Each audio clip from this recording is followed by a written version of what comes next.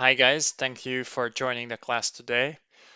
This is going to be real fun because we are going to talk about the front-end part this time. So once a backend programmer finishes his tasks, basically he needs to provide some information to the front-end programmer so that he can know this information. The only thing the backend programmer has to pass to the front-end programmer is the endpoints and the addresses of the endpoints. So first of all, he has to provide this information. So it's a localhost 8080 and all the endpoints like the slash all users and slash user slash ID and slash register and slash remove ID and finally the slash update. Once this information is gotten by the front-end programmer, basically he can start his duties. So in this front-end programming, we are going to use a completely different technology, and I have collected here some information for you. So basically what you need is, and let me explain, you will need the Node package manager. So you have to download this because it's pretty important for you. But not only this, so you also have to download the Visual Studio Code as a code editor. Let me write this right here, just in a box. It should be here. So you will need the Visual Studio Code as a code editor. So it's also called VS Code. It's a short name of that. Okay, you could ask the question, why we can't use Eclipse like with the backend programming? Eclipse is basically for backend programming, not for front-end programming. So for front-end, we are using completely different code editor, and I have chosen this one because I really like it. I could have chosen another one, but I think that's perfect. So that's why we use this. So that's the Visual Studio Code. And so you have the npm package manager, the Node package manager. So we can use the Node.js. So the Node.js is basically a runtime environment. Node.js actually is not that old. So because JavaScript, the language JavaScript, was used for front-end programming before. And since Node.js runtime environment exists, the JavaScript is also used for backend programming, not only for front-end programming. But let's make a big difference because JavaScript is similar or sounds similar to Java, but these are two completely different languages. So Java is a strongly object-oriented, mainly backend language, but you can also develop front-end with Java. But JavaScript is, however, a scripting language, which is also object-oriented, but basically the structure is completely different from Java. So that's why we shouldn't mix up the two things. So here in front end, we are using JavaScript instead of Java. We don't use Java at all for front end programming here in our course. So Node.js is just a runtime environment for JavaScript. Okay, and once you have the Visual Studio Code, the Node.js and the NPM, so the Node Package Manager, you still need the Angular to download the Angular. This is a framework from JavaScript, so that's the Angular framework. And the Angular framework also uses the TypeScript programming language, so not only JavaScript, but here we use JavaScript plus TypeScript. So these are the two programming languages we will use here. And once you installed Angular and the NPM, then you have all the stuffs we need here in front-end programming. So I hope you can download them, you can install them, and then once you have the complete environment, we can be eager and start programming. So basically, I would like to explain the similarities we have between backend and front-end programming. In both, we need to create a project. In backend, we create a Java project. In front-end, we need to create an Angular project. So you will see how to do that. So that's important. And then um, both in backend and front-end, we need to build the code. So that means the code needs to be built. Why? Because when we write our source code, it has to be compiled to another format, basically, or we can call it transpiled. So what does that really mean here in our case? So I would try to put it here. So actually we have the source code, and the source code cannot be run because that's only a source code. So it needs to be compiled, or we can call it transpiled. And then we get another code which is runnable. So we can run that code, right?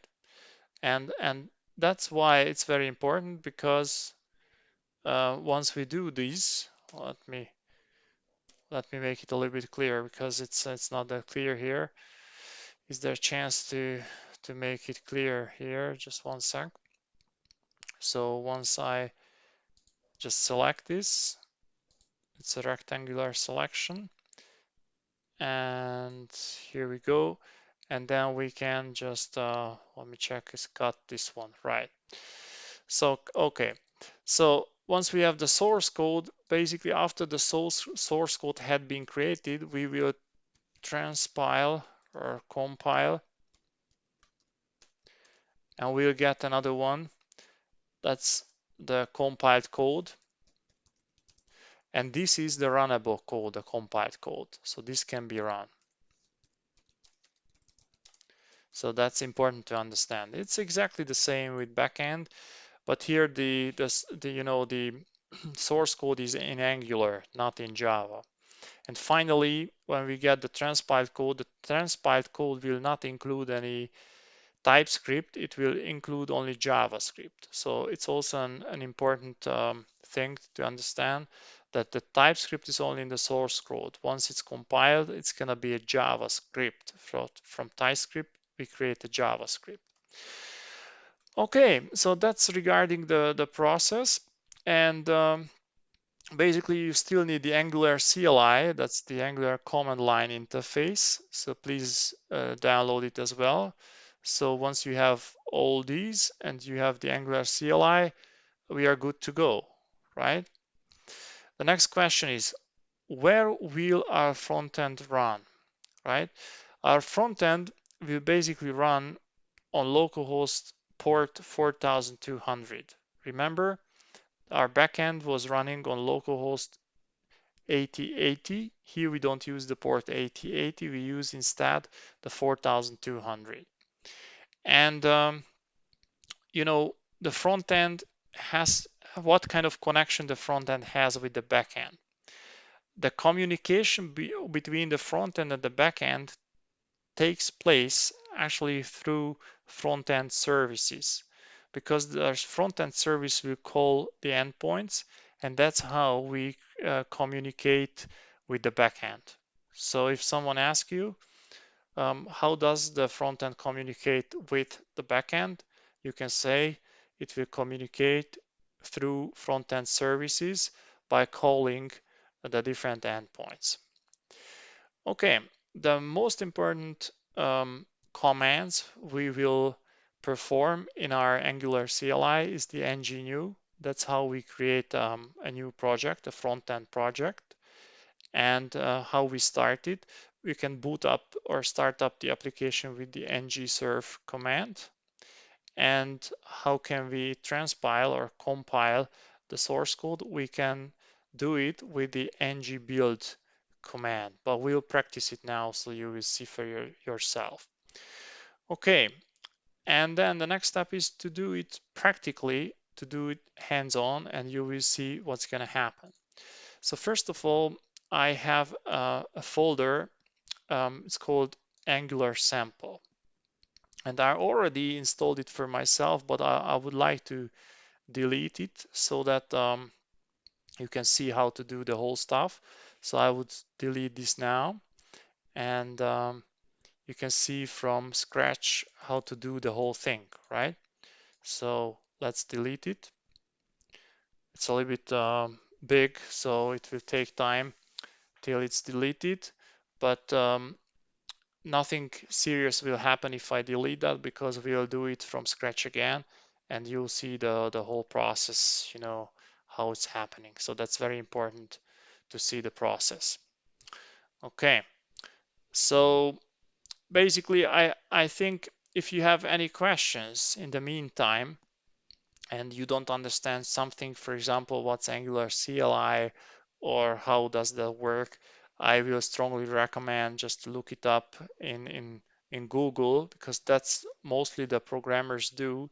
If they don't understand something, they always go to Stack Overflow or Google and check out the unknown things, and then we get very good ideas how to do things, right? Okay, so let's see now what's happening here. So if I click on that, I still see the project inside. I hope it will be deleted, but it might take a little bit. Um, if it's that long, what we can do, I can create maybe another folder, and I can do it in the other folder. This action can be completed because the folder or file and it's open in other program. Okay, so let's leave it then the way it is, and let's do it what I said. So what we can do is we will come back to the Angular sample folder, and I will create another project because we have the sample front end here. So let's copy this path here and go to the command line. So in the command line, let's write a change directory command and insert our Angular sample. So you will see that we jump to the Angular sample folder, and now what we're gonna do is that we'll use the ng-new command to create a new Angular project. So I will write ng-new, and then I will use another name, not the sample front end, but we can use, for example, the S front end project, right? That's gonna be the name of the Angular project I'm using here. So I'll click enter, and then you should see how the system is creating the new Angular project. So what's happening at the moment in Angular CLI, I have given the command ng-new and the project name, which is S frontend, and the system is creating for myself, the new Angular project. And then once it's done, it should jump back to the same command prompt I had here, right? So let's wait till it jumps back to that. And then we'll see what it looks like. So, and then we discuss the different files, what the different files mean in this new Angular project. Yes, I know it takes a little bit because it's a longer process. I mean, it will include a lot of files, also the node files, and that's pretty large. So I would mention, if you want to upload it to the server, please do not upload the node files, because on the server you can create your own node files, and that's much faster as if you upload from your local machine to the server all the nodes files. You can save a lot of time and a lot of data transmission by avoiding the node files uploading to the server. But here on my local machine, it's still working, and hopefully it's gonna be done pretty soon. And then we can take a look at the file system. So let me check. So if I go here in the Angular sample folder and I click on the S frontend folder, I already see that some files have been created, but not all of them yet. So if I go to the source file, the source folder, actually I can see the list of the files which have been created. It's a new Angular project. But as I said, I should wait till the whole project has been created, and I can see the prompt again, the command prompt again, and that means that the Angular project has been created. So it looks good because now the system is showing me that it's coming soon to the end, and then it tells me that the project, yes, you see here it jumped back to the command prompt, so it means the whole project had been created. So let's see that now. All right, so this is the S front end, right? So you see here's the S front end we have just created, and look at that, the whole project has been created, so it's done. Okay, now what I want to do is basically I want to check it in a code editor. So I will call the Visual Studio Code, and then I will click on it, and the code editor will come up, right? So I can see, the codes here, and let's close this because it's the former one I have created. So I can say close folder. So I close the folder, so it's empty now. And then here in file, I can say open folder. So open folder, and I will look for the new one. Sorry, it was not here, but actually it was created in the documents, and it was called Angular. Let me check again. It was right here. It was in documents, admin, and Angular sample, right? So we can go to documents, admin, and Angular sample. It was right here, and here's the front end. So I will click on that, I will highlight it, and then select folder, and it will load in all the files which have been created a minute ago. So let me explain. Here you can see the different file structure and the Angular project, what it looks like. The E2E folder is not so important at the moment because that's the end-to-end test. So if you want to create different end-to-end tests, then they will go into this folder, but this is not in the scope of this course, so we will not deal with the end-to-end test. That's a very complicated subject. I have written myself quite a lot of those, so that's also a subject for another course, not this one. And here is the node modules I explained. In the meantime, don't upload these to the server because it takes a long time and a lot of space. So you can create on the server, and then instead of uploading it, you can do it directly on the server. So the SRC folder. In the SRC folder, and you click on the application, basically here you can see the most important files. In Angular, we can talk about the component and the module. The component and the module, these are two different terms. A component consists of the CSS file. Basically, this is for the layout, the colors, front-end color, back-end color, the different positioning. We will use the CSS file for these layout things. The next one is the HTML. The HTML is basically the content of what the user sees in the website, on the web page, basically. So that's the content of the web page. And the next one is the spec file, which is a TypeScript file. This is actually a unit test file. It's not an end-to-end test because the end-to-end test will go into the E2E folder. The unit test, the front-end unit test, will go into the spec TypeScript file. But as I said, test files are not in the scope of this course, so we will not deal with those. And the next one is the component TS. That's the most important because the logic will go into this. And the template file, the HTML, will use the logic we are writing here in the TypeScript file.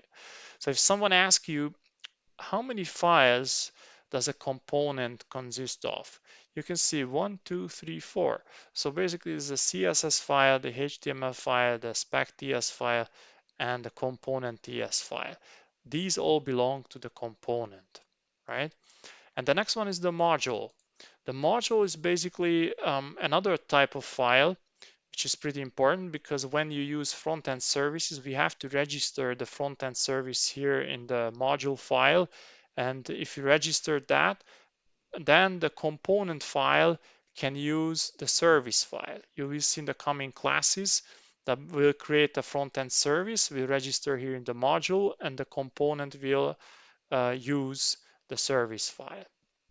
Okay, let's take a look at the next one. So the asset environments are not that important at the moment. And then the next one, which is very important to talk about, is the package JSON, because here you can see all the versions. So if someone wants to know what kind of versions of Angular are you using, you have to come to the package JSON file, and here you see the different versions. So if someone asks, okay, I want to write any tests, like what's the version of Karma you are using in tests, or the Jasmine you are using in different tests, right? Or what kind of Angular CLI version are you using?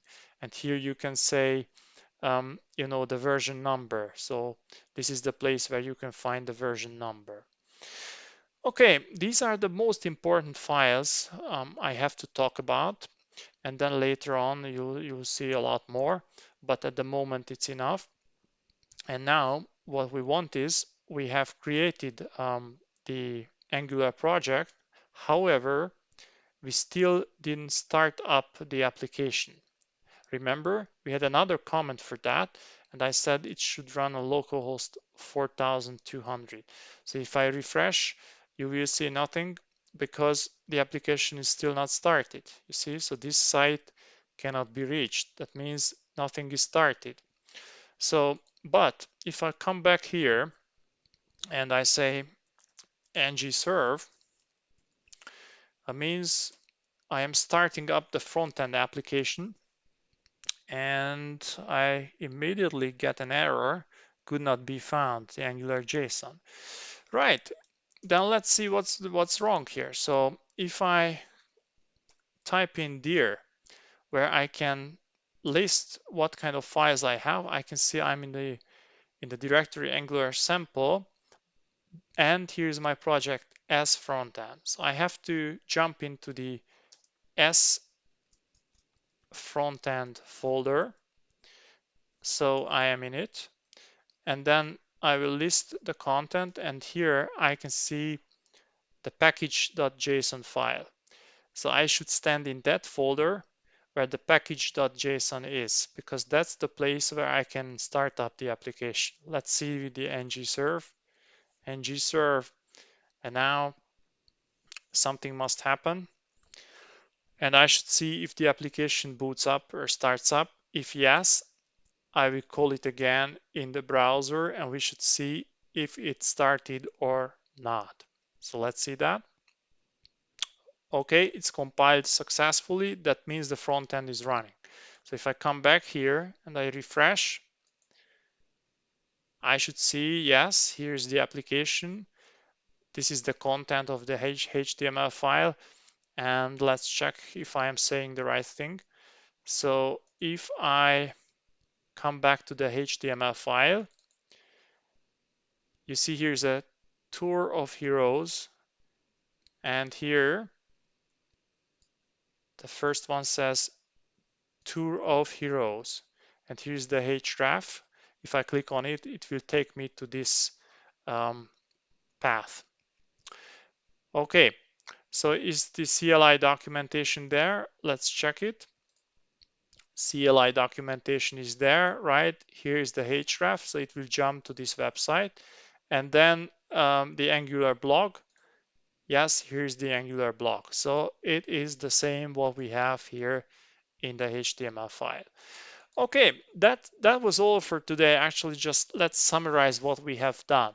What we have done, I explained to you that a front-end project is different from a back-end project because we are using completely different programming language. We are using here Angular, and we are using JavaScript and TypeScript inside Angular.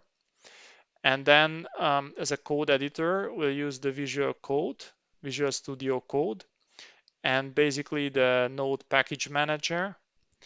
And we'll build up an Angular project, which has to be compiled. In the coming classes, you'll see how we compile that, and I'll explain to you why it's needed to compile the code. And we have used the Angular CLI. That's the place where we have initiated the comments like ng build or ng serve, because ng new, for example, and ng serve, ng build not yet, but we will do. So, and that's the Angular CLI. And we have checked also if the application is running on localhost 4200, and that was working fine. So thank you for your attention today. I hope you enjoyed the class and you understood this. If you have any questions, then feel free to drop the question under the video and I will answer that. So we'll continue next week with designing our website, web pages, and I will show you how to connect the components with the routing module. And then you will see for yourself how easy that is. Thank you very much and have a nice day. Bye bye.